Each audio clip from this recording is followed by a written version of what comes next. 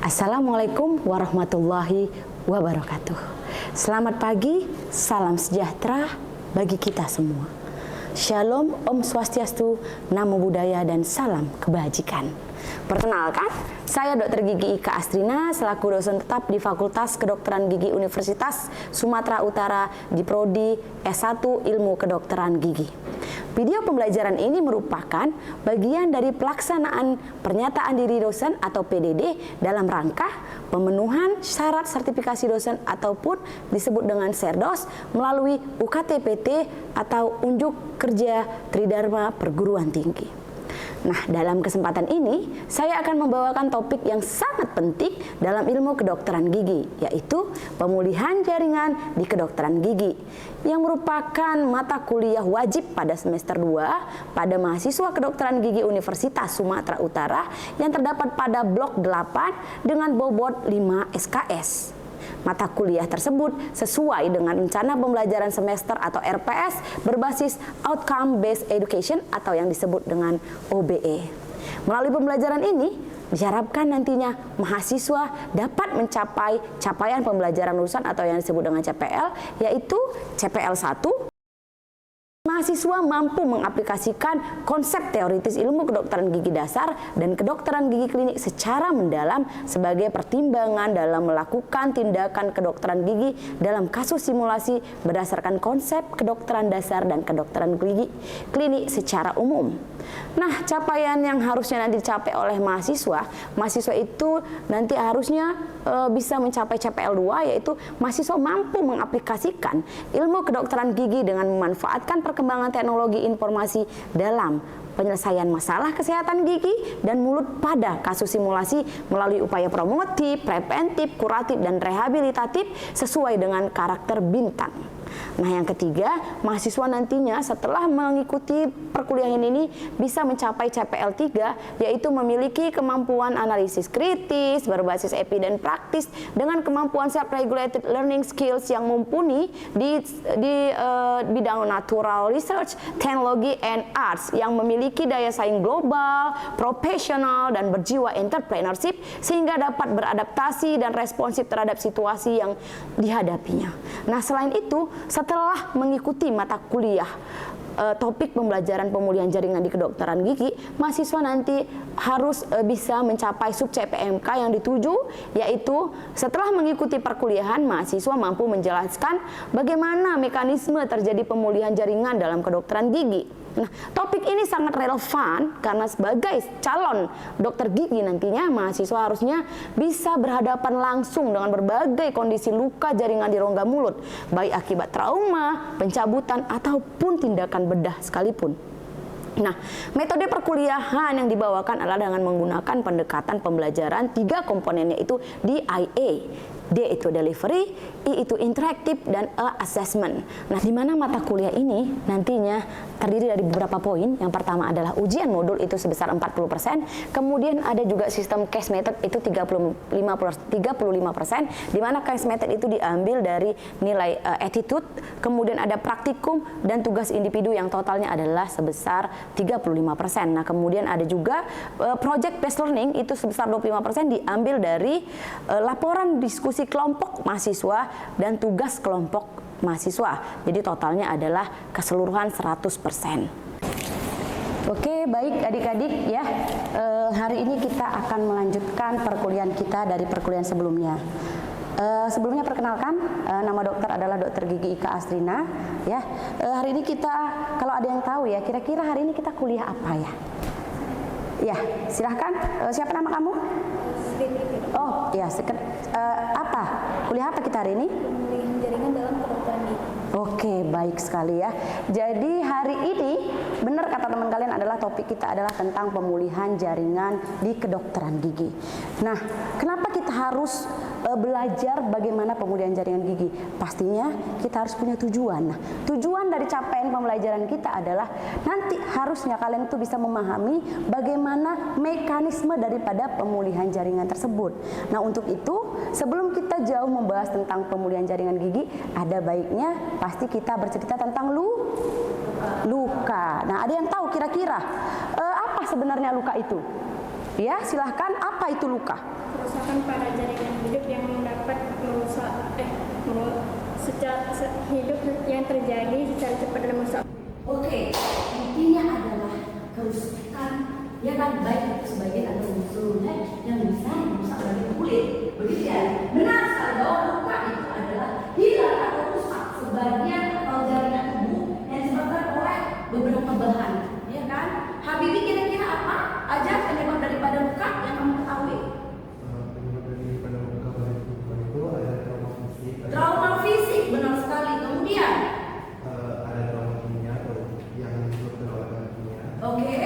Lalu ada trauma pada atau organik. Oke, benar sekali. Jadi beberapa penyebab yang disampaikan oleh yang tidak adalah benar, ya kan? Bagaimana cerita kita untuk kemudian berarti adanya luka? Luka-luka tadi ada berbagai macam penyebabnya, baik trauma fisik, kimia maupun adanya macam-macam benda. Oke, nah kemudian kalau di kedokteran gigi berarti kita harus membahas tentang kemudian jaringan di kedokteran gigi yang berhubungan dengan jaringan gusi, ya kan? Nah, biasanya ya yang terjadi luka pada lubang mulut adalah peradangan gusi. Apa saja contohnya di kedokteran gigi, dok? Misalnya, ya kan, luka bekas pencabutan, oke? Atau peradangan tadi contohnya adalah trauma fisik, misal pada saat menyikat gigi. Nah, itu juga termasuk dalam suatu luka. Nah, kita nanti akan belajar bagaimana sih, dok, proses pemulihan tersebut. Oke, baik. Selanjutnya kita akan bahas tadi sudah ya sudah disampaikan oleh Habibie. Nah, kemudian mari kita masuk. Sebenarnya apa itu penyembuhan luka? Ada yang tahu? Ya, apa itu penyembuhan luka, Dek? Yang kamu ketahui? Kalau penyembuhan luka itu adalah proses yang dialami tubuh kemudian memperbaiki ataupun menutup jaringan yang rusak ketika terjadi cedera ataupun sayatan pada kulit. Oke, baik saja. Jawabannya benar. Jadi penyembuhan luka itu adalah proses perbaikan dari tubuh untuk kembali ke dalam keadaan yang normal. Walaupun pada kulit nantinya dia tidak bisa kembali normal dalam waktu dekat, tapi membutuhkan waktu bertahun-tahun agar fungsinya menjadi kembali. Oke, jadi baik sekali ya jawaban kamu. Kemudian nanti ada beberapa fase penyembuhan luka ya. Ada yang tahu ya?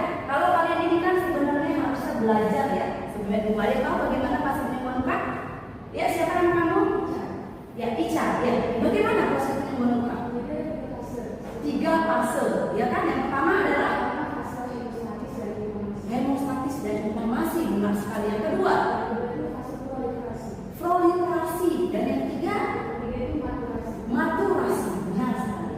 Nah, jadi beberapa referensi mengatakan bahwa dalam proses penyembuhan luka itu diawali dengan hemostasis, ya, hemostatis. Begitu terjadi luka, apa yang terjadi pada kulit? Apa? Keluarnya darah. Kemudian bagaimana respon tubuh? Apa tadi yang kedua? Hemostasis dan hemostasis dan inflamasi. Respon tubuh terhadap penyembuhan luka namanya adalah inflamasi atau peradangan.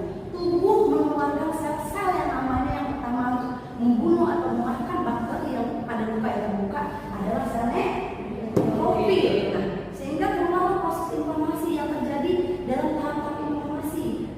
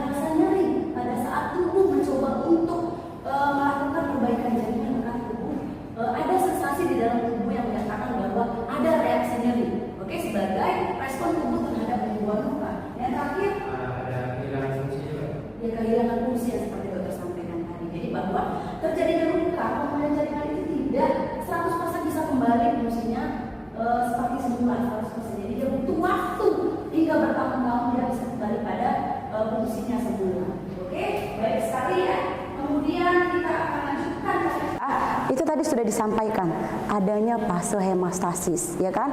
Nanti ada beberapa dokter sampaikan bahwa dalam fase hemostasis ini seperti yang disampaikan oleh teman kalian tadi ya, bahwa di hemostasis itu dia darah yang keluar dari pembuluh darah itu bisa berhenti karena si proses hemostasis tadi, ya kan? Kalau tidak ada hemostasis, bahwa darah itu dia tidak akan bisa berhenti. Oke, baik ya. Kemudian dia siapa yang berperan penting dalam hemostasis? Siapa? Trombosit. Dia melakukan pembekuan darah. Jadi kalau seandainya luka terus-menerus terjadi, ya kan, di dalam tubuh ada namanya trombosit, itu sel-sel, dia akan mengeluarkan yang namanya zat pembeku darah sehingga darah itu bisa berhenti untuk keluarnya. Oke, kemudian terjadilah setelah begitu terjadi hemostasis, maka tubuh juga akan mengadakan inflamasi. Makanya kira-kira apakah peradangan itu baik atau buruk untuk tubuh? Baik. Itu ada respon tubuh terhadap penyembuhan luka. Jadi itu tadi, itu atau disebut dengan inflamasi, ya kan? Biasanya inflamasi itu terjadi begitu luka sampai hari kelima. Nah, kemudian apa sebenarnya inflamasi itu? Ya, kalian harus tahu ya kan. Tadi kan udah disebutkan oleh teman kalian bahwa inflamasi itu tanda dan gejalanya ada 5. Nah, sebelum kita jauh lebih lanjut mengetahui tanda dan gejala, kita harus paham apa sih sebenarnya inflamasi tersebut. Inflamasi adalah respon tubuh terhadap cedera atau luka yang ada di jaringan, ya kan, ataupun adanya infeksi. Oke? Nah, kemudian nanti tanda-tanda daripada inflamasi itu adalah yang pertama adalah sel-sel di dalam pembuluh darah atau sel-sel darah putih itu mengeluarkan yang namanya leukosit dan makrofag. Benar sekali ya. Oke, kemudian kita lanjut fase yang kedua tadi, fase apa? Proliferasi. Nah, kemudian fase proliferasi. Nah, proliferasi, ya kan? Siapa sel yang berperan penting dalam proliferasi? Sel apa? Fibroblast. Oke, ya kan, fibroblast. Oke, dia berlangsung begitu terjadinya luka, misalnya pada hari ketiga, dia sampai hari ke-24 atau minggu ketiga atau memasuki minggu keempat, terjadilah proses proliferasi. Nah, kemudian apa yang terjadi, dok? Biasanya, ya kan, terdapat banyak sekali fibroblast, ya kan? Dia nanti sel-sel itu kalau gitu terjadinya luka, pada hari ketiga fibroblast itu akan ke daerah luka tersebut, akan membentuk yang namanya berbagai macam mediator seluler. Apa yang terjadi, dok? Dia biasanya akan membentuk serabut-serabut kolagen, ya kan? Serta apa yang terjadi di fibroblast tersebut? Tadi kan sudah keluar darah. Harusnya supaya dia bisa sembuh harus terbentuk pembuluh-pembuluh darah baru. Benar sekali ya. Jadi di dalam proliferasi ini ada 3 proses penting. Yang pertama, angiogenesis, ya kan? Angiogenesis. Kemudian yang kedua, epitelisasi. Yang ketiga, granulasi. Benar sekali. Ada yang tahu angiogenesis? Oke? Kamu? Oke, proses pembentukan pembuluh darah baru. Kira-kira benar atau tidak? Benar? Benar sekali ya. Kemudian yang kedua adalah epitelisasi. Ada yang tahu epitelisasi itu apa? Kira-kira? Epitelisasi. Epitelisasi kira-kira apa? Epitelisasi? Proses pembentukan. Dari kalimatnya saja, epitelisasi. Proses pembentukan jaringan epitel. Oke, boleh dibantu oleh temannya Pio? Benar, proses pembentukan epitel. Coba lengkapi. Oke, proses pembentukan kembali jaringan rusak. Nah, jadi epitelisasi itu apa, dok? Nah, jadi tadi setelah kita terbentuk di proliferasi atau ada sel-sel fibroblast, terbentuklah pembuluh-pembuluh darah baru. Kemudian adanya epitelisasi, terbentuk kembali lapisan-lapisan yang rusak tadi. Oke, menjadi sel-sel atau lapisan baru. Di mana nanti yang berperan adalah keratinosit, ya kan? Yang akan berproliferasi setelah kontak dengan ekstraseluler matriks. Oke? Dan kemudian dia akan bermigrasi atau berpindah ke membran sel basal ke permukaan yang baru terbentuk tadi. Oke? Nah, kemudian selanjutnya yang ketiga tadi adalah Granulasi, benar sekali. Ya, granulasi itu kira-kira apa, Dek? Granulasi? Kamu? Benar, ya. Tadi sudah pembentukan darah, kemudian adanya pembentukan kembali lapisan-lapisan baru. Granulasi tadi pembentukan jaringan-jaringan yang baru. Sehingga tubuh tadi itu, respon-respon tubuh tersebut terhadap luka, dia akan membentuk yang namanya jaringan-jaringan yang baru. Ya kan? Sehingga lama-kelamaan luka itu akan perlahan untuk menutup. Oke? Nah, kemudian tahap yang tidak kalah penting adalah fase maturasi atau yang disebut juga dengan fase remodeling, ya. Nah, di fase maturasi ini biasanya terjadi beberapa minggu. Nah, di mana tahap maturasi terjadi proses tadi selain epitelisasi, kemudian terjadi kontraksi dan juga reorganisasi daripada jaringan ikat. Oke, nah kemudian, sudah dokter sampaikan tadi, pada saat tubuh cedera, apakah kembali fungsinya seperti semula, Dok? 100% tidak, ya. Jadi telah terjadi perubahan fungsi, ya. Tadi disebut dengan fungsi lesa, di mana kekuatan kulit itu setelah terjadi, baik itu di mukosa mulut juga demikian, dia terjadi secara signifikan pada minggu ketiga hingga minggu ke-6 setelah luka. Jadi kekuatan tahanan luka itu maksimal akan mencapai 90% dari kekuatan kulit normal pada daerah yang tidak terjadi luka. Jadi kurang fungsinya itu sekitar 10%. Oke? Nah, kemudian kita di sini saya ada beberapa video, ya. Mungkin kalian bisa perhatikan, ya, video ini, ya kan?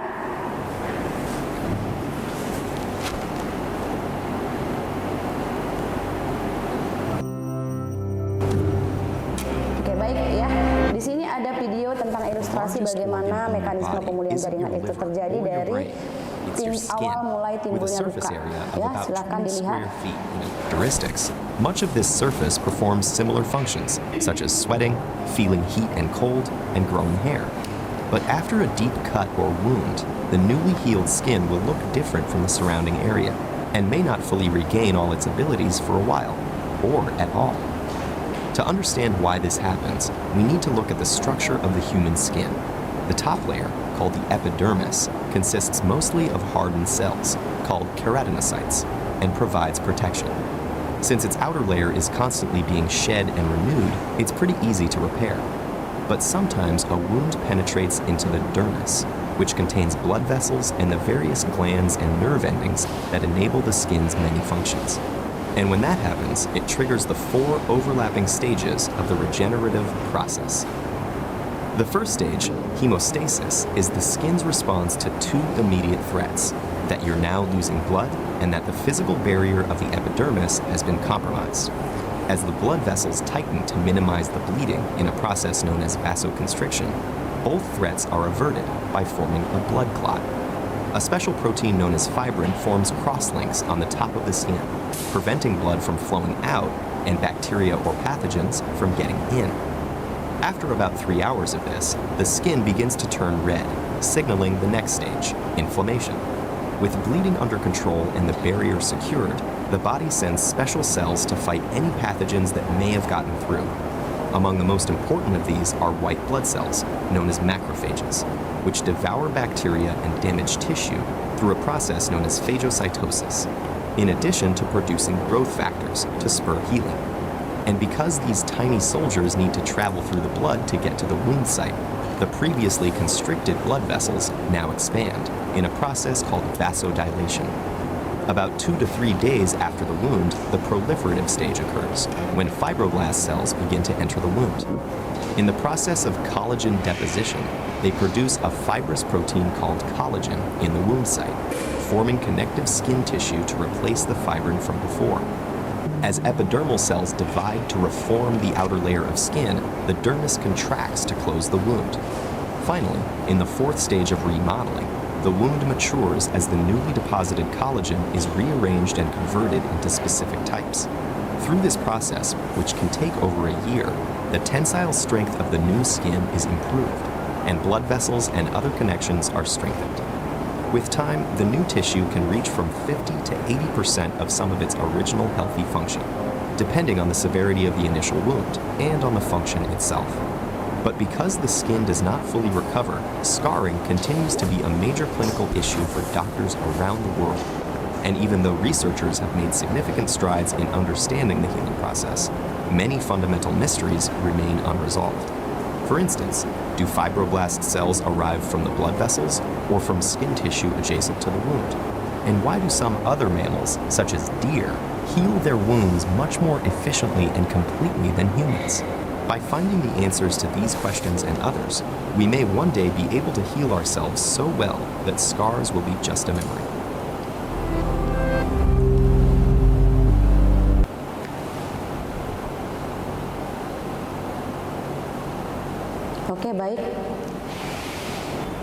Oke, baik ya. Jadi di sini dokter telah buatkan contoh soal pingat ya.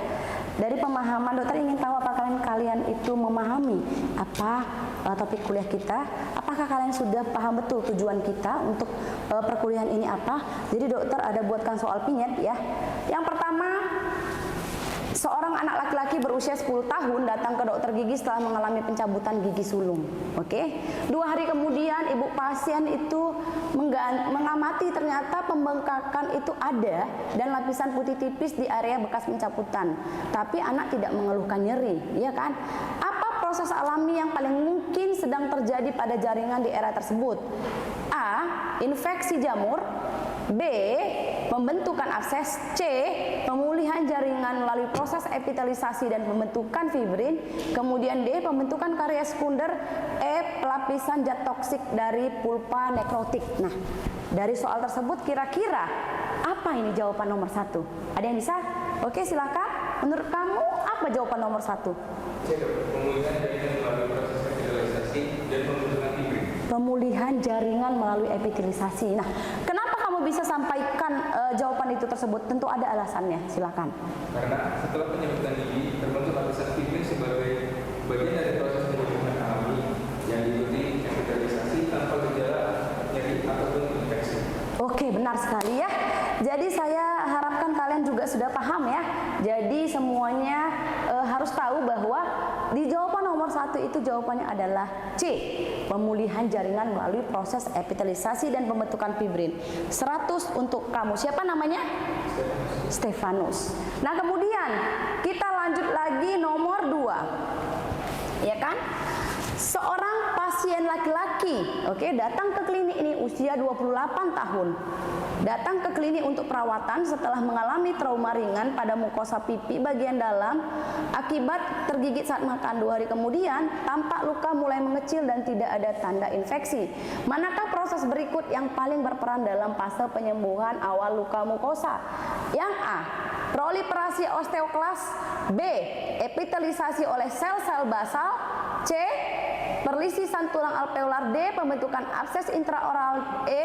Sekresi dentin oleh ameloblast. Ingat ya, kata kuncinya, pasien usia 28 tahun datang ke klinik gigi mengalami trauma ringan pada mukosa pipi bagian dalam akibat tergigit saat makan. 2 hari kemudian lukanya mulai mengecil dan tidak ada tanda infeksi. Nah, mana proses yang paling berperan dalam proses penyembuhan awal mukosa?